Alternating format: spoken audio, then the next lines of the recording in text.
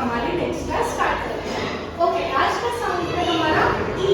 ई का साउंड क्या होगा? A. What is the sound of E?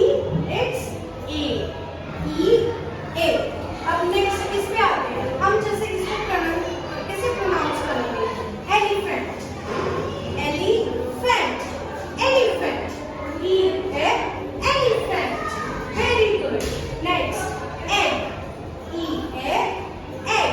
Repeat करेंगे मेरे साथ। ई है एलिफेंट, ई है elephant.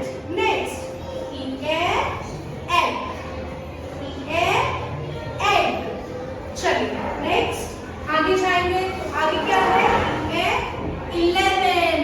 Yes, 1 1 11, 1 1 11. So E at 11, E at 11.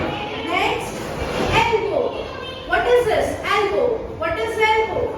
This is called elbow. This portion is called elbow. Very good. E at elbow, E at elbow.